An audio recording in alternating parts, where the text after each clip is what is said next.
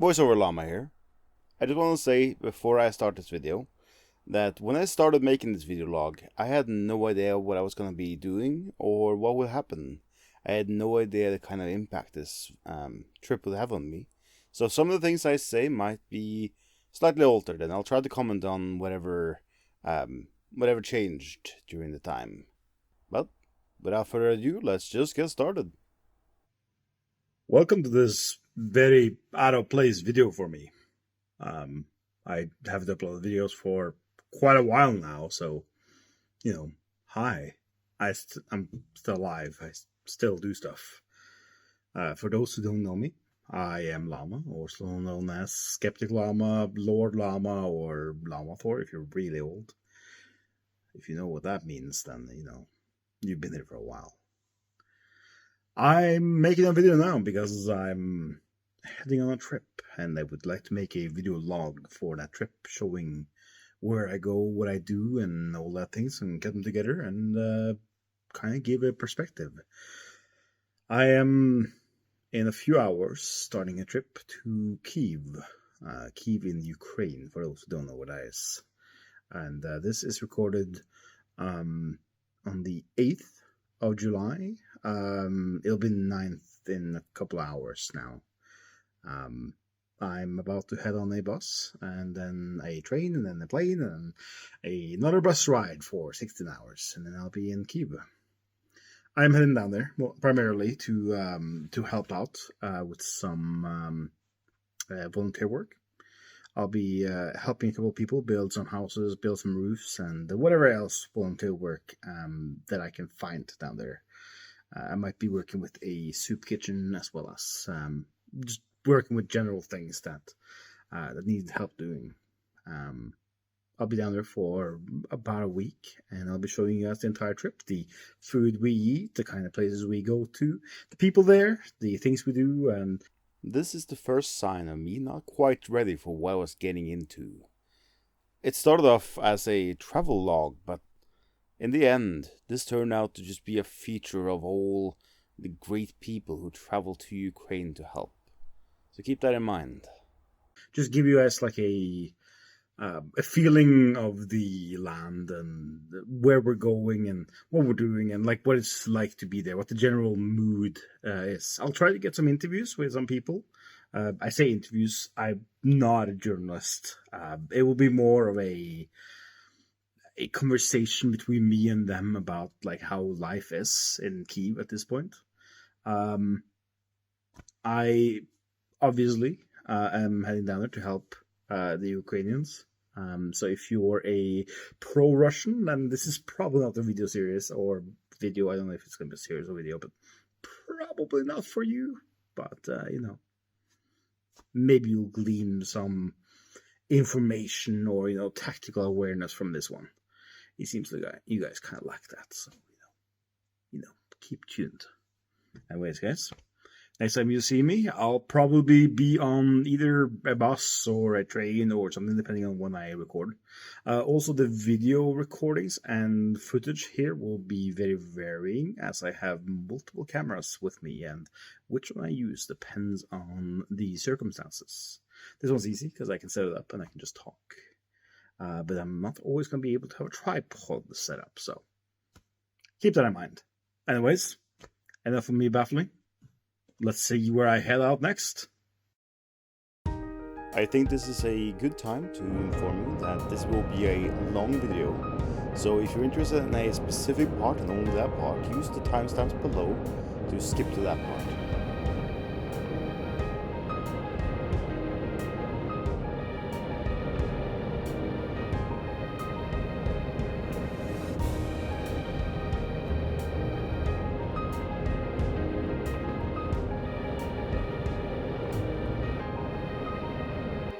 First lap of the trip done. We currently find ourselves on the train station. This you can barely down there see the lake. It stretches from way over there and all the way down, way past over there. It is a huge lake. So you guys want to see it? Probably me on the train. road snack.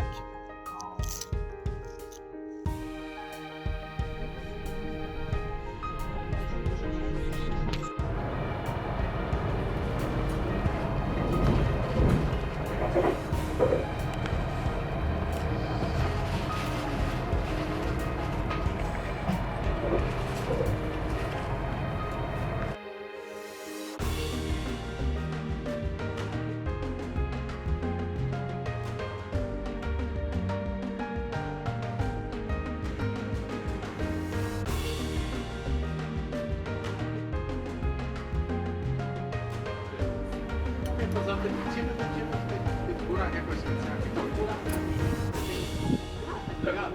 Ja miałem buty takiego smaku.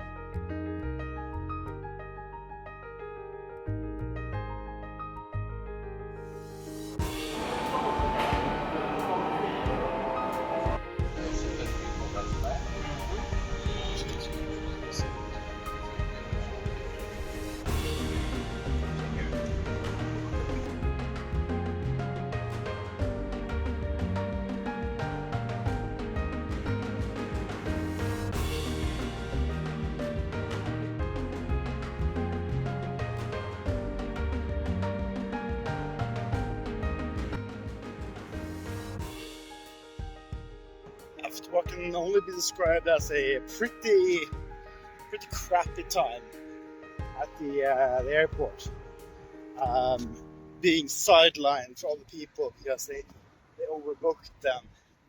Just a general like tiring and not fun time.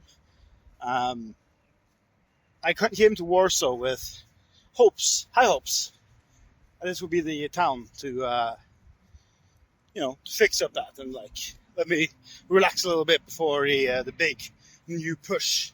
Because now we're heading off to Kyiv now. In half an hour, my bus goes, so I'm heading over there now.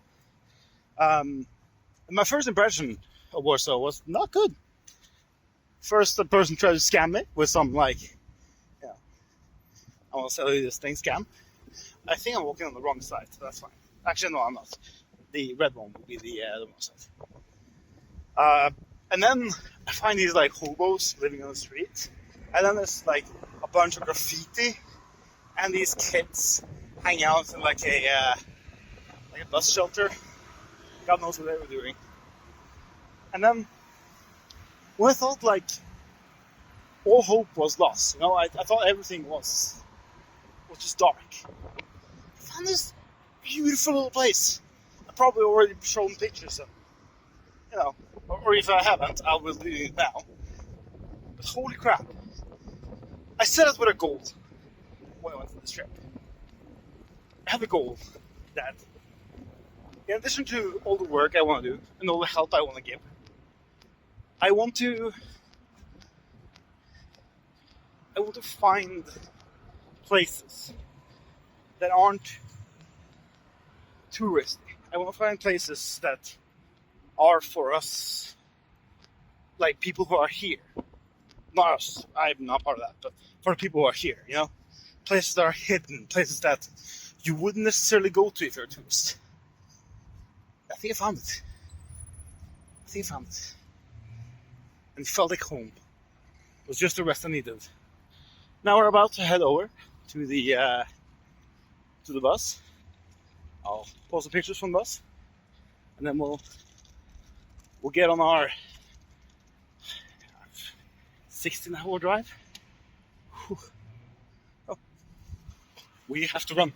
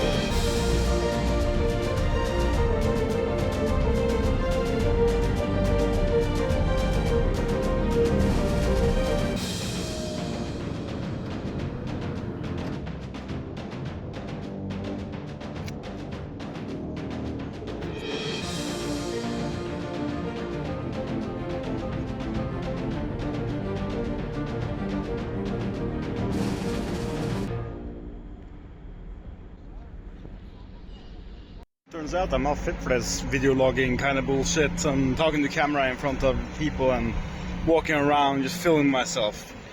Who'd have thought? But I did indeed finally arrive in Kyiv.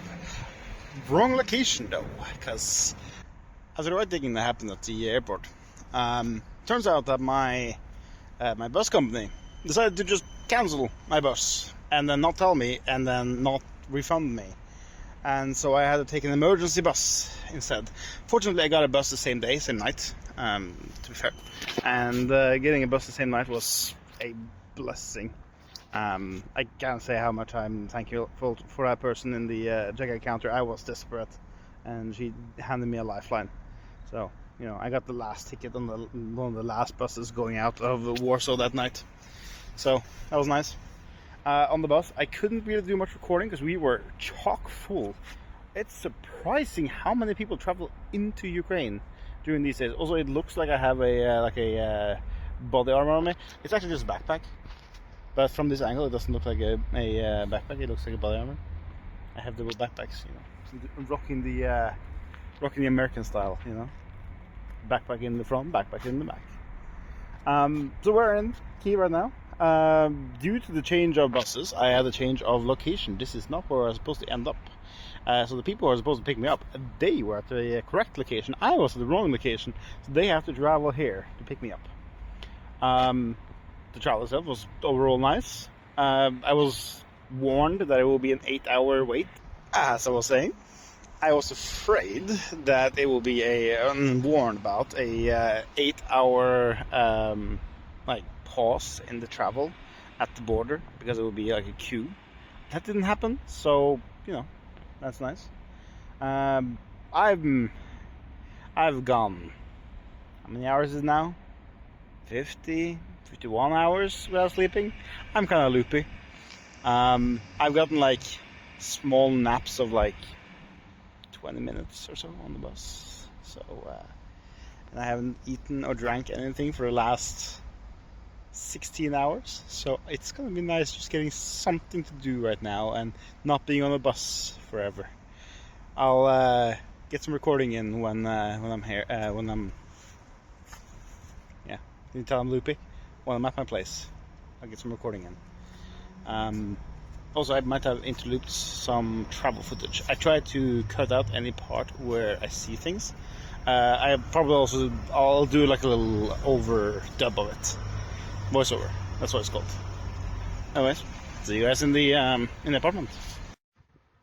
So I said I was probably going to do the next update with the other camera, but I'm tired, man. It's been how many hours is it now? Up to like 50 hours or something without sleep. I'm dead tired, so I'm just going to do this one on the phone. But we made it. And this is not a fake background. This is not a green screen or any like silly shenanigery. This is what I'm actually looking at. Look, see, I can even touch the railing. See? This is beautiful Kyiv. Beautiful Kyiv.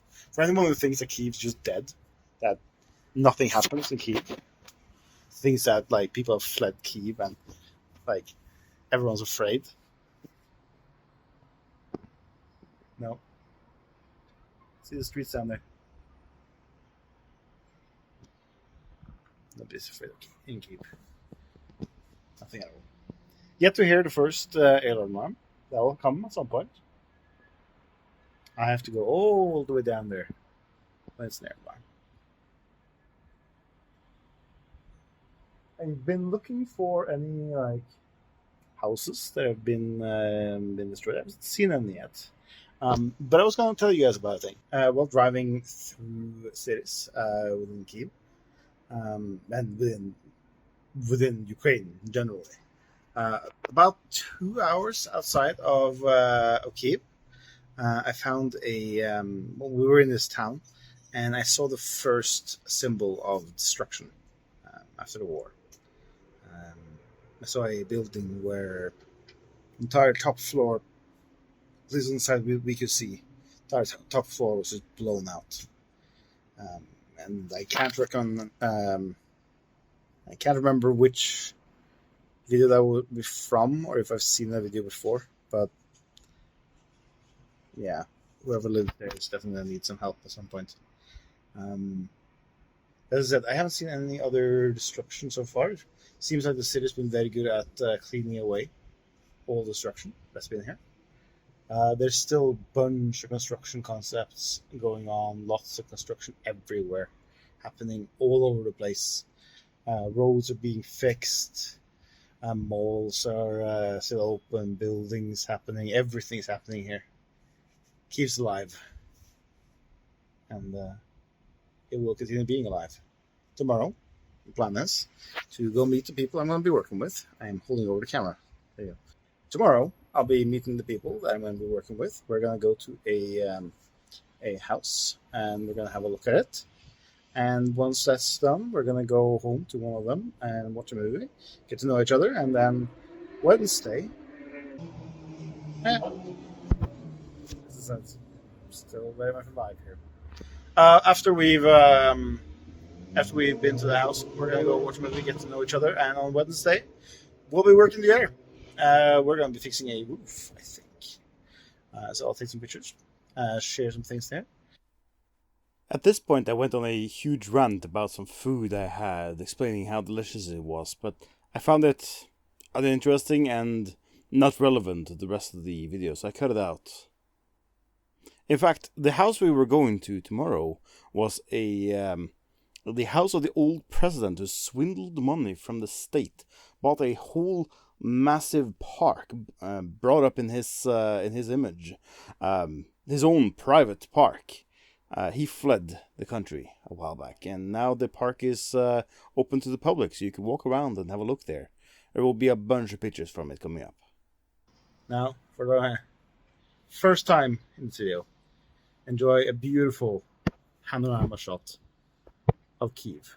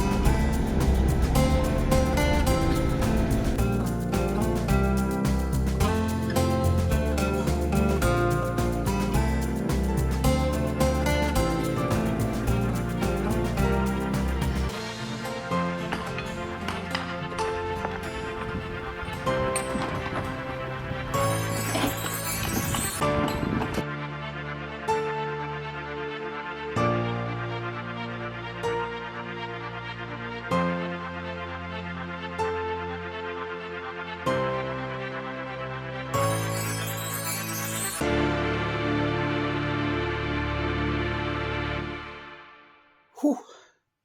We are back home after the first day of volunteer work, and I am so sunburned. It probably doesn't show properly on the camera, but there's just I am so sunburned.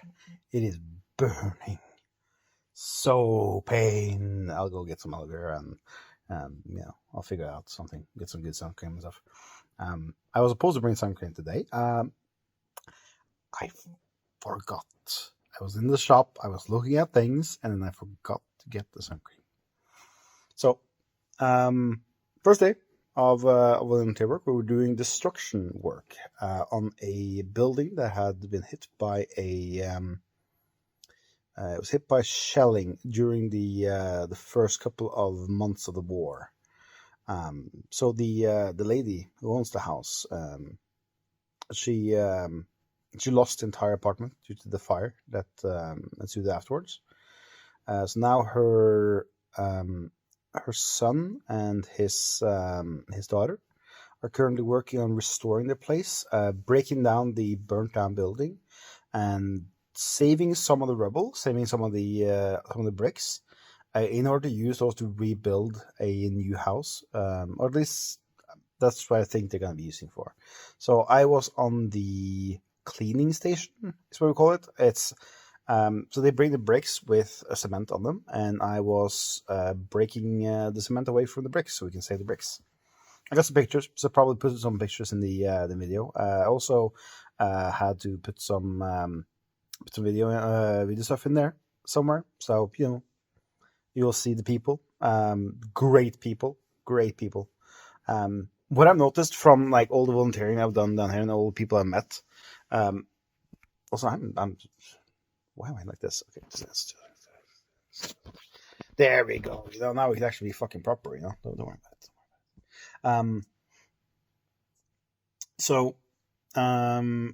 What I've noticed from a lot of the people down here is I've noticed a lot of the people who volunteer. They're very varied, everywhere.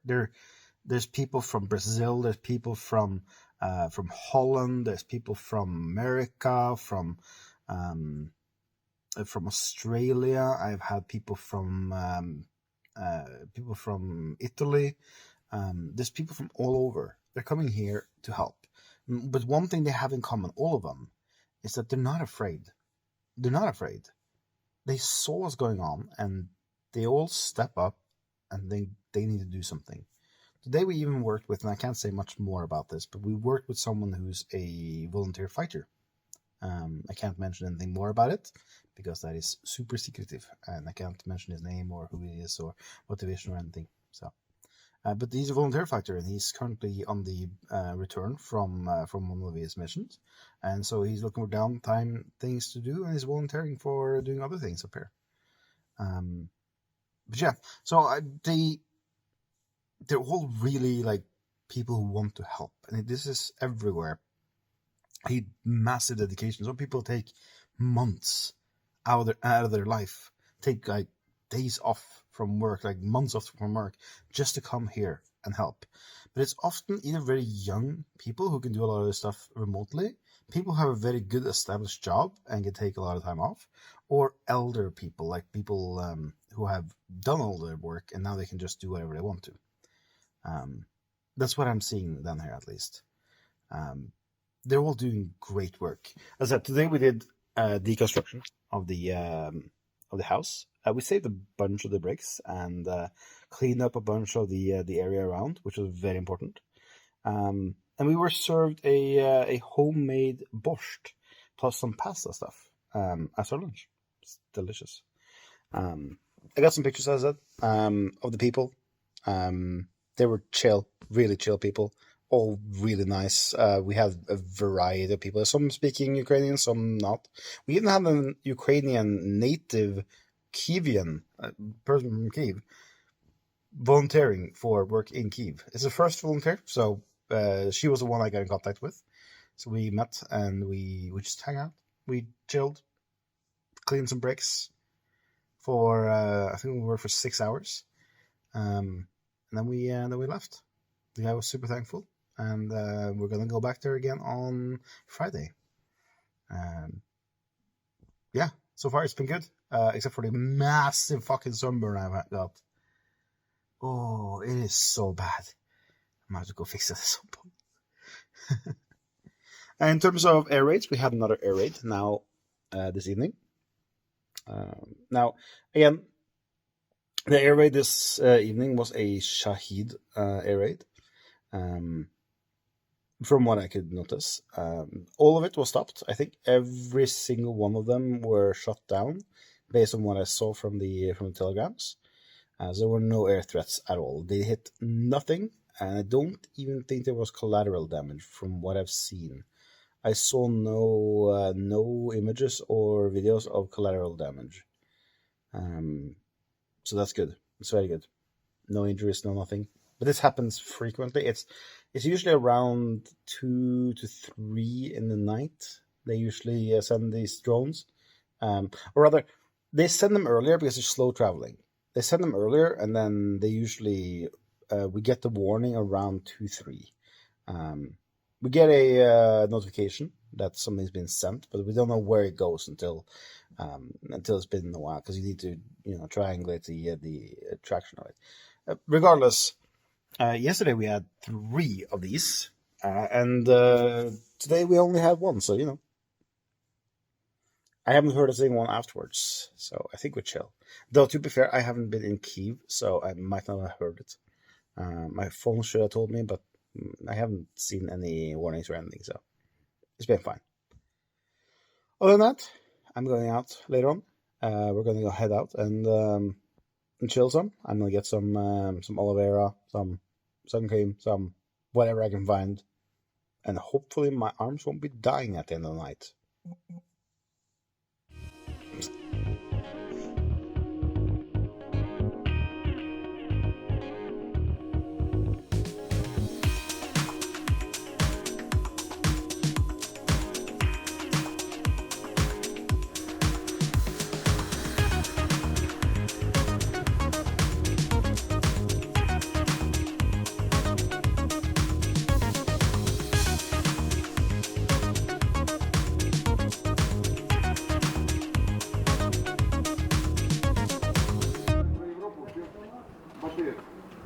Well, I'm standing here today with Jason Herkla from Brave to Rebuild, but also this time with Dobrabat. Yeah, Dobrabat, a volunteer organization in Ukraine working to rebuild houses, mostly roofs, I've heard. Roofs, windows. But also some windows, and you've done some exterior work on some buildings too. Mm-hmm. Yeah. How long have you been here? I've been in Ukraine since May the 5th. Yeah, and where are you from? North Carolina. North Carolina, America. America, yes. What made you come to Ukraine? I had an opportunity to help somebody, and Ukraine has a need. Yeah. So while you've been in Ukraine, how long have you been there now? How many days? Or weeks? Months? About 2 months, 10 days. 2 months, 10 days? It's a long time. What have you done while you're here? What kind of stuff have you worked on? Primarily just roofing. We've put about 6 roofs on houses since I've been here. Probably moved about 2 tons of debris from apartment buildings, schools, and homes. Mm-hmm. Do you work mostly with individuals whose homes have been broken? Have you met many of them? I have met quite a few of the individuals whose homes have been broken. Most of them speak, well, actually all of them don't speak any English. So. Mm-hmm. Do you speak any Ukrainian at all? Trochę, a little. A little bit, yeah. So you can say some things and explain yourself. Yeah. Did you speak any Ukrainian when you came here? Yes. Yeah. How much did you speak? How much could you communicate? Just enough to say hello and goodbye. Mm-hmm. Go. Oh, this means lunch. It's lunchtime here. Dobrabat, could you explain what Dobrabat is? What are we doing? So Dobrabat is an abbreviation for rebuilding battalion. They've been recognized with silver medal. I don't recall exactly which one. You can look that up later. But yeah, the team was awarded a silver medal from the Ukrainian government. They've been working since the beginning of the war as an effort to supply hope to those who seem like they've lost everything, and that's more or less what we're here for. We can't fix every roof, but we'll try. And to work with Dobrabat, did you need any experience beforehand? I had a little experience and I communicated that, but you don't need any experience. There are jobs working on roofs, and there's also jobs moving debris, and you just got to be able to pick stuff up and carry it for that. Yeah, even I got to do some things. I also posted a picture in the video somewhere of what I did. I was very helpful. I have no experience whatsoever with roofing. Let's go. Well, come soon. For the ones who want to come here to help Dobrabat, how do they get in contact with Dobrabat to help? They have a Facebook group. I actually ended up sleuthing the internet for a long time before I found a organization I wanted to work with.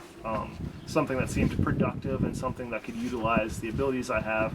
I've done construction for about 6 years prior to coming here. It wasn't exactly roofing, but the experience definitely helps. Mm-hmm. So how would they get in contact? There's a Facebook group? There's a Facebook page, there's a Telegram group.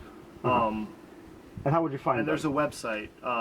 Through the Dobrabat website you can find links to the Facebook page, or you can search for them on Telegram. I'll put the links somewhere on the screen so people can find them. Now, for the people who don't want to come here to help, is there any other way they can help? Yeah, Dobrabat uses sponsors to pay for the roofing materials. I remember the first job I was on was sponsored by a casino in Kyiv. And yeah, every job's been sponsored by somebody, and you know, someone pays for the food that we eat here. And yeah, everything's sponsored by somebody. The vests and the gloves. That's all the questions I have. Thank you for the interview. Let's get to lunch. It's lunchtime. At this point, I was so tired, I stopped making intros and outros for the days. Because when I came home, it was usually midnight, and we were dead tired, having done something all day. Now, that was day 2 with the Dobrabat group. The next day will be with Brave to Rebuild again, and we were working on this place, which was completely destroyed by shelling the 3rd day of the war. I'll talk about it later in my finishing thoughts, but there's a man here.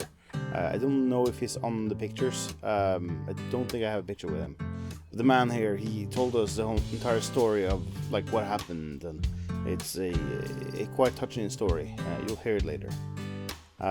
Mostly we did clearing of rubble, fixing sand stuff, like clearing out like in an area for a temporary building, flattening it out, and then doing a lot of rubble clearing, a lot of like removing broken building parts and all that stuff.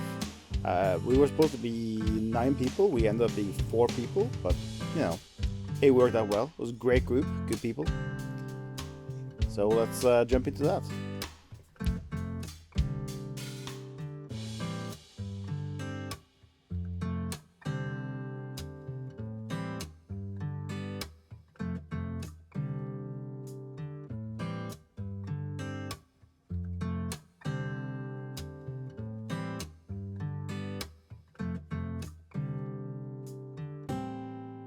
I am here with Brave to Rebuild, and we've just cleared a whole heap ton of rubble and lifted out whatever we can find and dig sand and just generally manual labor. Shovels, buckets, and moving. I'm standing here with Alex. He's been with us today. I totally didn't just forget it. Don't worry about it. So with Alex, we've been working on stuff today, clearing rubble. You've been with the group longer than I have. Not much longer. A little bit. I've done 2 weeks of volunteering, which has been 5 or 6 individual days. Yeah. So where are you from, Mac? I did it again. Alex. Where are you from, Alex? Alex is from Ireland, with a little bit of English in there. If his Guinness caps didn't give I don't us want it to go patriotic. Yeah. He's from Ireland, yeah? Why'd you come here? Well, I'm a student and I'm on my summer holidays, and so I thought I'd put the time to good use and come and see and learn and help. I think primarily I am learning and I'm enjoying the learning process so much of learning about the people here, the language, the situation, the spirit, and the like unquestionable power of these people, but it's the strength that is hides behind the sort of often solemn faces that you see walking around the streets. And you've been there for quite a while now. Weeks, was it? 2 weeks. 2 weeks, yeah. That's a while for me. I've been there for less, so it's anything longer than me is a while. Mm-hmm. How long are you staying? A month total, which leaves me another 2 weeks. So I'm about halfway through my stint. Mm-hmm. And you're working with Brave to Rebuild, and you've done no rebuilding, I've heard. No rebuilding. So the projects I've worked on, there was a house in Irpin, which involved knocking down a house, basically, and then spending hours in the sun chiseling bricks to remove the concrete. That was the first, one of the things I've done. Then on last weekend, I was up in a village called Dobrabat. It was the first Polonka, which is the name of the, it's a sort of Ukrainian synonym for volunteering. which is what we do and what these Brave Rebuild events are called. They've embarked on is helping to reconstruct 12 new schools in time for the new year. And so this was the first one that we began working on, which again was a day of, it was a lot bigger scale than today, which was just 4 fellas, very low key. This one was, there were about 15 of us, I'd say, on the first day, maybe 8 on the second, accompanied by professional builders, and there was a lot of rubble because it was a school that became an outpost for the Russians when they were marching their way to where we are right now, just towards the city and the airport. And it was just a lot of the same: shovel, bucket, lift your buckets to a trailer, pour it in the trailer, fill it with rubble, tractor comes, tows it away, rinse and repeat. So before you came here, did you have any experience in rubble clearing or building or any sort of construction experience? No, I've worked on a farm, which is probably as close as it gets to working on the land, but not, dealing with food, not stones. So you didn't have any experience whatsoever. You still came here, and you still found work, and you're helping out. Yeah, very much so. So if someone who's watching, or if someone else would want to come here, they're afraid of the war that's going on and stuff, what would you say to them? Firstly, those dangers are real. There's no point trying to ignore those dangers because you see them. It's often, and they are very. The point is you can feel it, you can hear it, but the actual the real life risks to you are very low, and it's very individual work. You're helping individuals, and you're helping families, which is, I think, a really special way to be inside this war and see it from the inside, because it is not a war of headlines or big numbers, stuff that reaches the headlines on the news. It's the day-to-day, just this individual family whose house was destroyed. And you hear the stories, which are horrifying, and they remind you that it's individuals that are affected, not countries or cities or villages, individuals. Even just the thank yous at the end of the day make it really, really worth it. A couple more questions. If someone can't help from here, what would you recommend people do at home instead of coming here if they don't want to travel or can't travel? Firstly, learn about the war. Read the news. Find people on Twitter, read newspapers, just learn about it. If you have the financial means to support, that's a great way to also add. One last question. You've been here for 2 weeks, as you said. Go for it. How are you finding Kyiv, Ukraine? You enjoying it? I can give you a very long-winded answer. I'm really enjoying it. That's sort of the boring cliche to start my answer, but see, it's very different than other European cities or other cities that I've traveled to, been living in. I think what I've noticed the most about Kyiv is, on the surface, there's a very, it's quite protected, the atmosphere. It's very, there's a distance that has been created between us and them, or me and you. And just walking through the streets, I'm talking about the people here, you sort of feel this reserved solemnness. But once you go into the courtyards, and once you start speaking with people are so friendly and really, really happy to talk. Thanks for the interview. Thank you. I apologize for the audio issues in the previous and the next clip.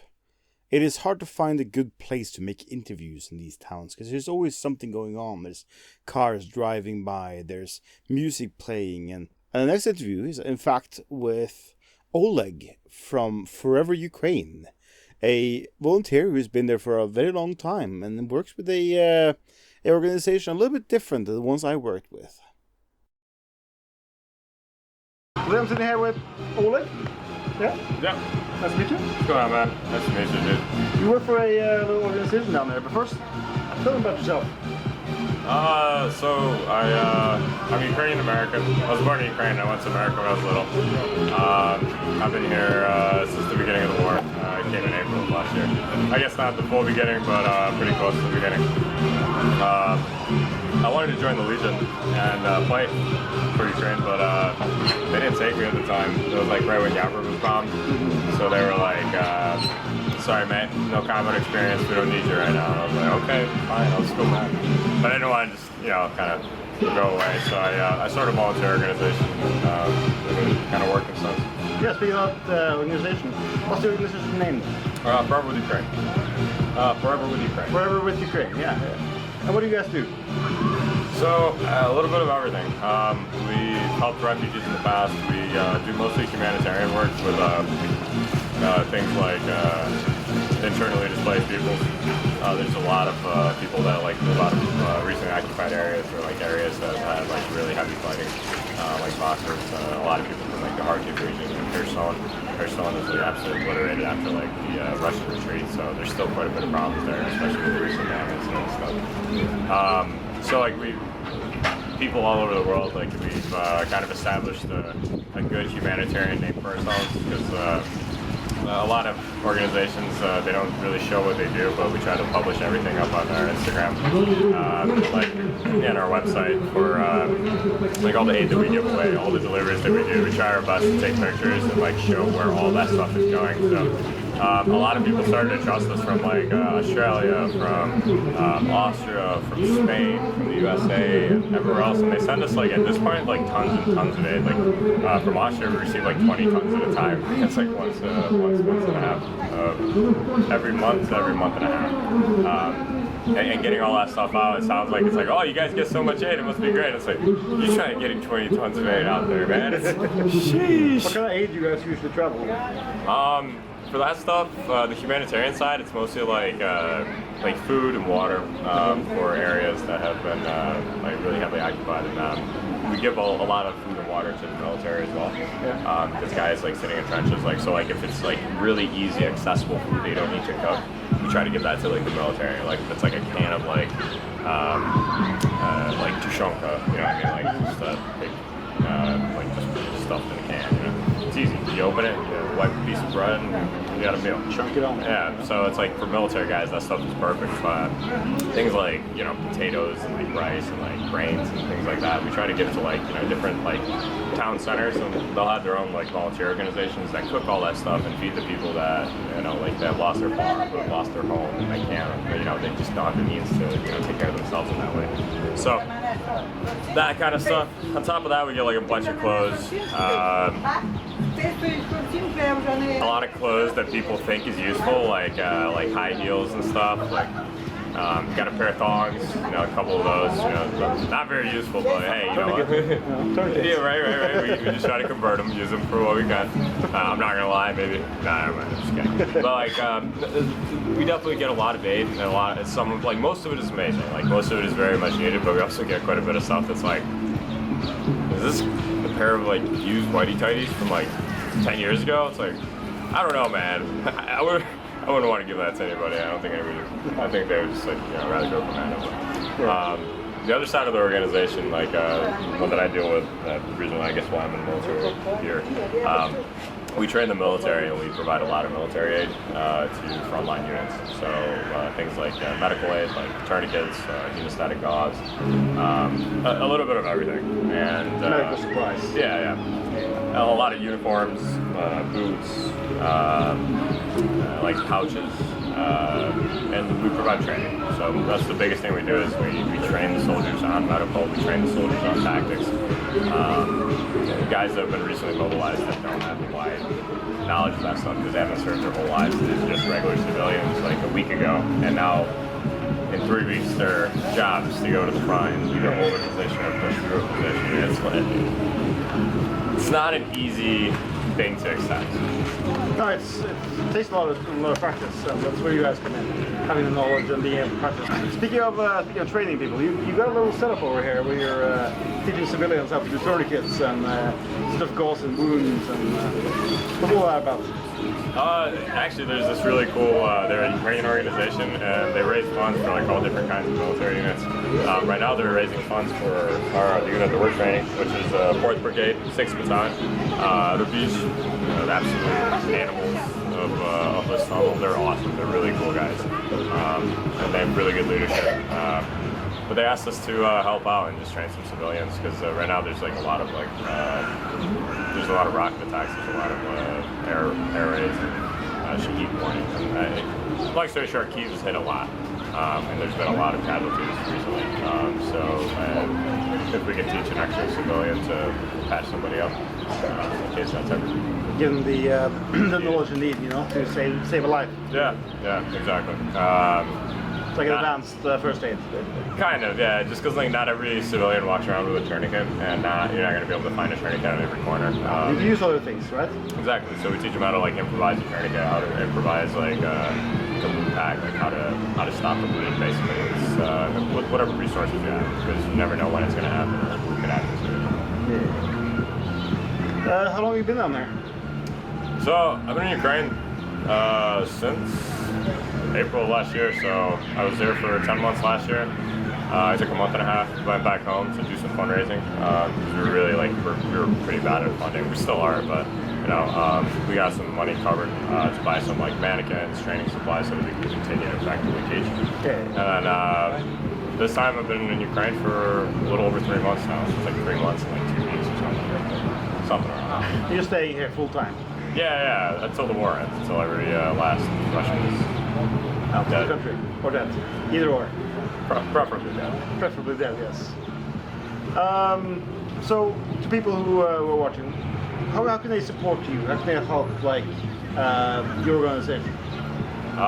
Spread awareness, man. A lot of people forgot about this war. A lot of people, like, they think that this war is just something in the background. When it first kicked off, like, there was so much media attention on it. Everyone knew what was going on. Like, every little engagement, like, it was all over the place. Nowadays, I think people just forgot. So I think spreading awareness and like just understanding that there's still people suffering. There's still innocent people dying because of like just Russian terror attacks. You know, like they're right now they're launching stuff into Kyiv simply to keep the air defense around Kyiv. And they're hurting innocent civilians. They're not necessarily like.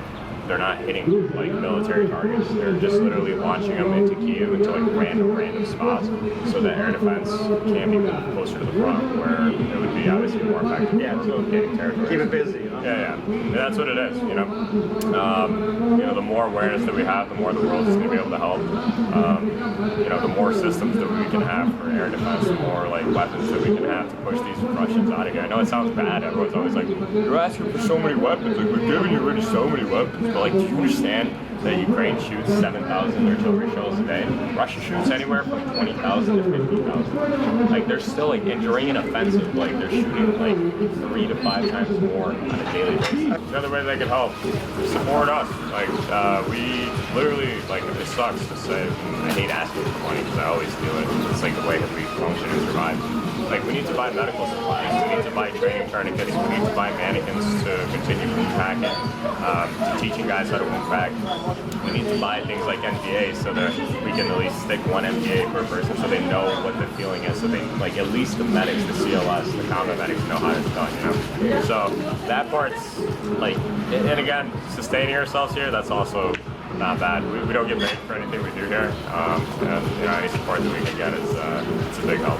I'll make sure I put the links down the comments.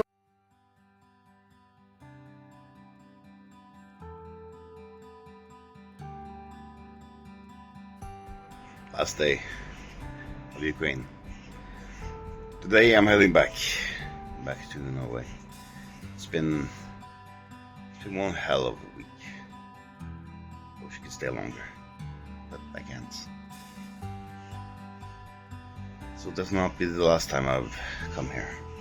It's been a week of impactful moments, strong bonds, and lots and lots of work. Oh, some days, man, my body's just been like super tired. This place, I don't know, like there's something special about it. I came here first day.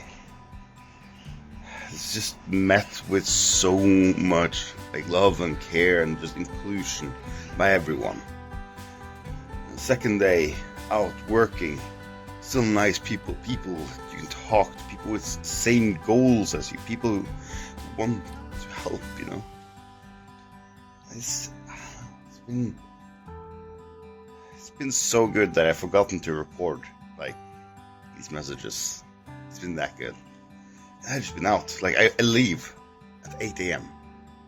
8 a.m. I go, and then I come back at like fucking midnight. It's just work. Also, I bought a Shranka. This one's beautiful. Look, it's got the little trident. Stunning. It's also not traditional, which is cool. I like non-traditional things. I'm not very traditional myself, but I love this. I love the Wishwankas, and this one's just like really stunning. The colors are great. It's so cool. Yeah, like okay. Try to actually recap what's been going on. I've been working with Brave to Rebuild, as well as working with Dobrabat. Both groups that work on restoring the city outside the city. So Irpin, Hostomel, and the Bucha. Their main places to work. I've been to all three and done various work in all three of them. And it's been great. The last 3 days we've not even had an air alarm, like even like at all. We had one consistently every day, for the first couple of days I was here, and people told me like a lot before that too. Now there's just nothing, no air alarms. There's air alarms. There's like, oh no, a plane left in Russia. Maybe you should hide. It's not like, you know, there's actually things coming here. It hasn't happened. Nothing has happened for the last 3 days. It's been so quiet. And it's just so chill. The city is living, it's bustling. Today we're going to a market. We're going to a market to just pick up some stuff for the day. Well, I'm not saying that Ukraine is safe. It's definitely not safe. It's not safe. It's way more safe than people say. And the people here, the people you work with. I had a conversation yesterday with one of the guys. The place I was working, we were helping clear the ground to build a temporary housing for their family who lost their entire home in a Grad shelling event up in Hostomel. He told me that 25th of February during the night, they were all sleeping. All of them were sleeping, just in their beds in the middle of the night, until they heard this loud, roaring crash as their roof was hit by these Grad rockets, completely collapsed, and the fire started spreading everywhere. They rushed to get everyone out. There were 2 families living in that home, and they rushed to get all of them out before anything collapsed. All of them got out on the street and saw their entire building just burning, engulfed in flames. And they were lucky. They all slept on the first floor. There were 3 floors of this building. They all slept on the first floor. If they hadn't slept on the first floor, who knows how many would have died? Who knows if anyone had even survived? He told me how they were so afraid and so scared. And there were young kids there. There were him and there were his children. It was 3 generations of people just living there. They all got out, and then they were left there. Had nothing left. All their stuff was in the house. All their belongings, all their place they would live, everything was there. Completely destroyed in one night, one explosion. They had nothing at all. These are people. These are normal people. These aren't like warriors or like fighters or military or anything like that. These are normal average guys. This guy was like 60. And while he was talking to me, it's like his entire body just shivered. You could see how much it affected him just to say the words he said. And he didn't have good English. But he tried. He tried to explain with the little broken English he had. He tried to explain exactly how much this affected him.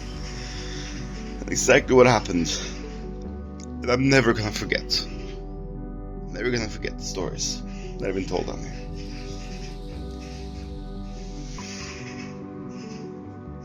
I was shown by one of my groups.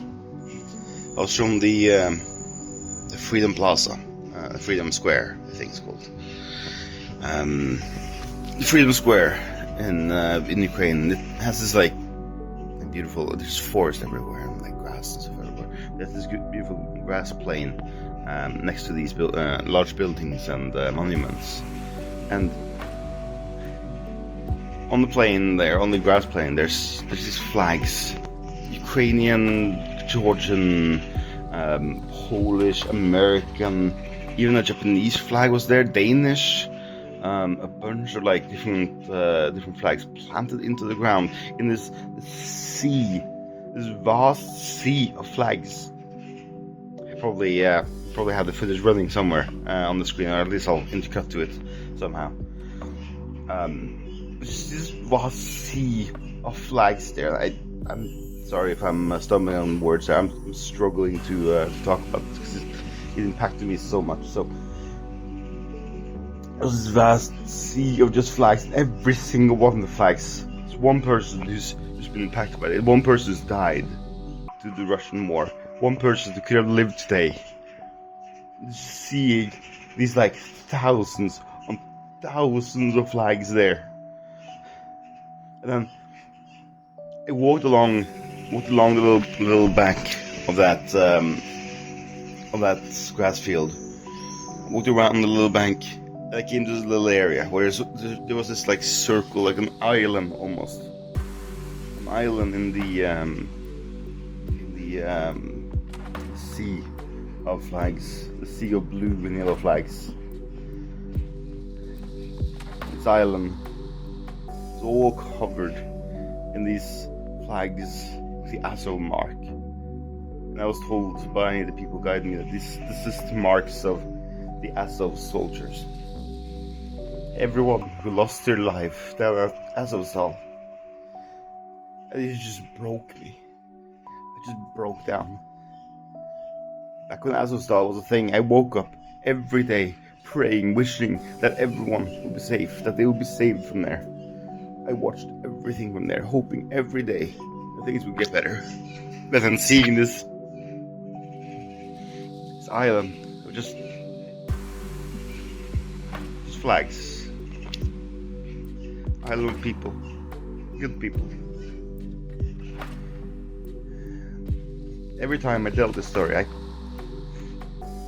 can't help but just like get teary-eyed. I had to talk to a news reporter yesterday and tell this story, and I was sitting there like tears falling down as I was typing. I had to wipe tears every day just to tell the story, because I think this is so important. It is so important that we tell the world this, but also how strong this country is, despite the losses, despite all the things that have gone on here, despite all of this, they still push on. If you look down there on the street, there's people walking, people cheering, there's cars going, people are continuing their life, not like anything, not like nothing happened. They're continuing their life despite what has happened. They're pushing on, using the strength that they have to go on, to live a life even though it's been fucked up. If you asked me again before I traveled if this is really what I want to do, if you ever asked me, this is what I truly wanted, there's no doubt in my mind. It's not a shred, an ounce of doubt. This is exactly the trip I wanted to have. This is exactly where I want to be. When I get the opportunity to come back again, I'll be back here, right back, working the same jobs, clearing the same rubble, doing all I can to help the people here recover. And once we're done in Kyiv, we can move to Kharkiv. And once we're done in Kharkiv, we'll move to Bakhmut. We will rebuild. We'll help wherever I can. It's my last vlog from this place. My last vlog from Ukraine, I think. Next time you'll see me, I'll probably be back in Warsaw. So I'll use this time to say thank you to everyone who's been watching this. I don't know if this is gonna be a series of things, or if I manage to edit it down to one like large video. But whatever it ends up being, whatever this ends up becoming, this vlog or travel log or whatever it is, thank you all so much for watching this. And please do what you can to support people in your area. There's so much good going on down here. You don't have to travel down here to help. You can, but you don't have to. Just reach out to local volunteer groups. See if there's anything in your area that can be done to help the refugees. Reach out to your government and ask them if they're doing enough to help Ukraine. Push them to see that this needs to be done, that this is important still. Share the news with others. Don't lose interest. Share the news. Show people this is still going on. This is still a people, a good people, that's fighting for their life. I'll see you guys whenever I pick up the camera again. I need to go tidy the apartment and get ready for my leaving.